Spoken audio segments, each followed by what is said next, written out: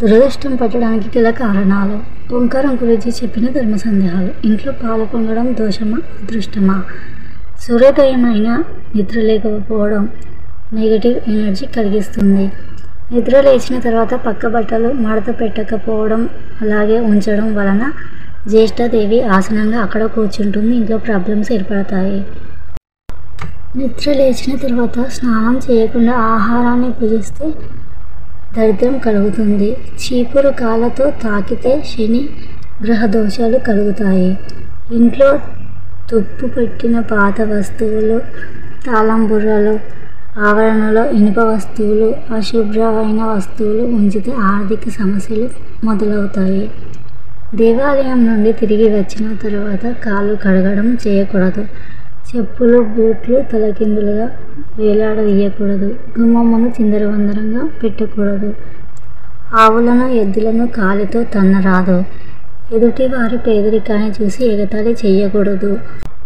ఏవైనా వస్తువులు కొనేటప్పుడు ఆ సమయంలో వృద్ధులు లేదా పిల్లలు ఉంటే ఎక్కువగా బేరాలు చేయకూడదు. తలుపుల మీద దేవుని ఫోటోలు పెట్టకూడదు. అలాగే బట్టలు వేలాడదీయకూడదు. హత్యక్రియలు, ఊరేగింపును అధిగమించరాదు, ఆపరాదు. స్త్రీలు శుక్రవారం, శనివారం శుద్ధిగా ఉండాలి. నడి మంత్రపు సిరిని చూసి గర్వపడకూడదు.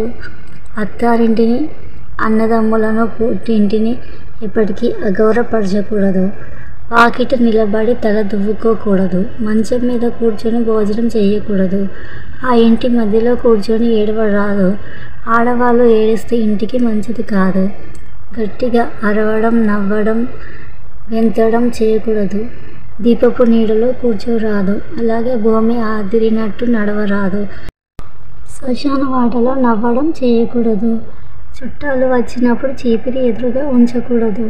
చీపిరి కాలుకు తాకే శనిగ్రహ దోషాలు కలుగుతాయి. అలాగే ధర్మ సందేహం. పాలు పొంగడం ఇంట్లో అదృష్టమా దురదృష్టమా?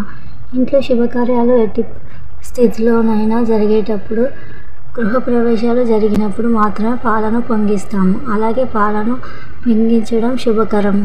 ఇంట్లో పాలు పొంగడం శుభకరము.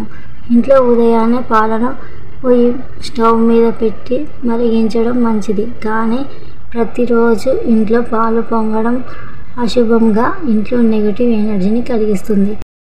ఒకవేళ పాలు పొరపాటున పొంగితే పర్వాలేదు, కానీ పదే పదే పాలు పొంగడం ఇంటికి మంచిది కాదు. పాలు పొంగడం గురించి తెలుసుకున్నాము కదా. ఈ వీడియో నచ్చితే లైక్ చేయండి, షేర్ చేయండి, సబ్స్క్రైబ్ చేయండి, కామెంట్ చేయడం మాత్రం మర్చిపోకండి. ఇలాంటి మంచి వీడియోతో మళ్ళీ కలుద్దాం. ఈ వీడియో మొత్తం చూసినందుకు అందరికీ ధన్యవాదాలు. జై శ్రీరామ్.